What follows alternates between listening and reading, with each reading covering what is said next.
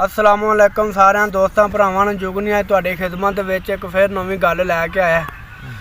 लो जनाब असी बंदे सां तीन। अच्छा असी ना इंज पिंड चौंक दे विच बह रहिंदे सां। साडा ना एक रिश्तेदार सी, ओह काम करदा सी मनसेरे, ओह यानी कि माला शाला बना ली, हार हूर नलियां छड़ियां बना लईयां। ओह जनाब ना ओनू एक दिन हाँ फोन किया। अच्छा मैं यार गल ए सी जो पिंड वेले लगे फिरने ते सानू उत्थे बुला लै, चलो उत्थे असी काम पे करां दे नाले उत्थे रवां दे नाले नज़रां तो बचे रवां दे। उन्हें आख्या जी ठीक है। लो जनाब मैं एक बिजली का ट्रक लवाया, अद्धे बचदे पैसे उन्होंने दिते, अद्धे बचदे कोल, मैं दूजे उधार हो गए न।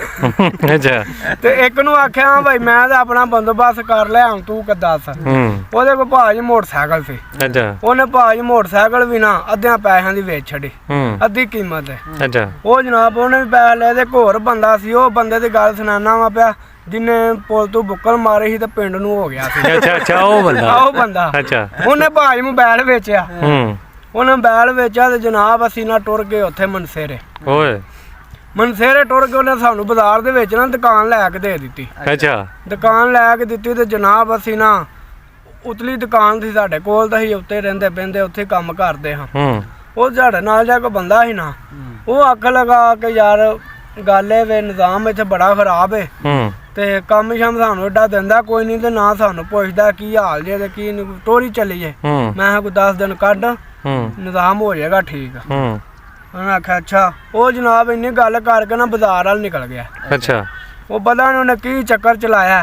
वो जनाब उथों ना ओ छुहारे बदाम, ओ भाजी सुक्के बदाम गिरियां इंज दियां भाजी उन्हें ना जेबे महाने नाल भर लियांदे, गरीबी नाल।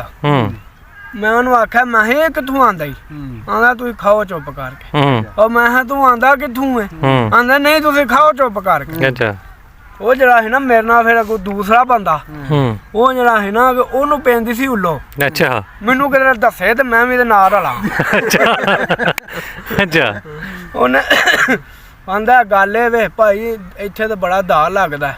मैं हा भाई ए समान तुसीं खाओ, मैं ते नहीं जे खांदा, मैं इंज ही सौ रहा वारे च ते अल्लाह देगा ते खा लांगा। वो जनाब उन्हें चलो मैनू गल्लां गुल्लां च लैन दा ना मैनू खुआ छड़िया। मैं चलो कोई गल नहीं। वो जनाब मैं खा लिया ते अगला जो रात फिर आई है ना ते फिर आंदे ना यार तुहानू मैं बाजार फड़ा के लियावां। वो लो जी असीं तिन्ने कट्ठे टुर गए। ਉਹ ਜਿਹਨੇ ਬੰਦੇ ਨੇ ਸਮਾਨ ਚੁੱਕ ਕੇ ਲਿਆਂਦਾ ਸੀ ਨਾ ਉਹ ਸਾਰਿਆਂ ਨੂੰ ਅੱਗੇ ਸੀ, ਮੈਂ ਵਿਚਕਾਰ ਸਾਂ। ਉਹ ਤੋਂ ਪਿੱਛੇ ਉਹ ਬੰਦਾ ਸੀ ਜਿਹਨੇ ਬੁੱਕਲ ਮਾਰ ਕੇ ਪਿੰਡ ਨੂੰ ਹੋ ਗਿਆ ਸੀ। ਅੱਛਾ ਅੱਛਾ ਉਹ ਜਨਾਬ ਉਹਨੂੰ ਆਂਦਾ ਉਹ ਪਿਸਤਾ ਕਿੰਨੇ ਦਾ? ਓਏ ਇੰਨੇ ਦਾ। ਉਹ ਕਿੰਨੇ ਦਾ? ਇਹ ਇੰਨੇ ਦਾ। ਉਹ ਕਿੰਨੇ ਦਾ? ਉਹ ਇੰਨੇ ਦਾ।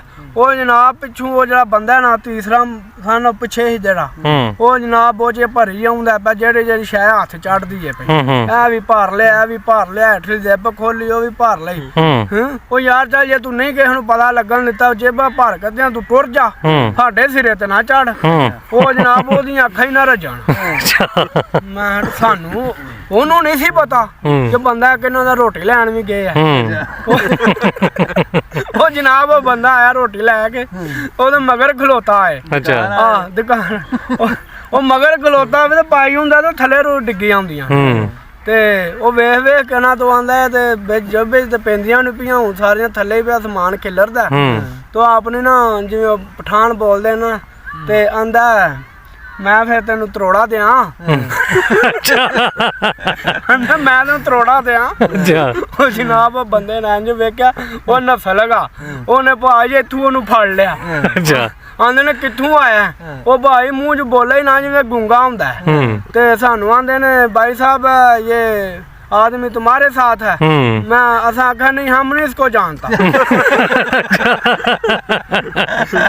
अच्छा मैं क्या हम नहीं इसको जानता, इसको ले जाओ, इसको भेज दो, इसको काबली पठान को दे दो, हमारा इससे कोई रिश्ता नहीं। भाई साहब ये आपके साथ ही है। मैंने कहा हमारे साथ होता ना तो हम ऐसा ना बोलते।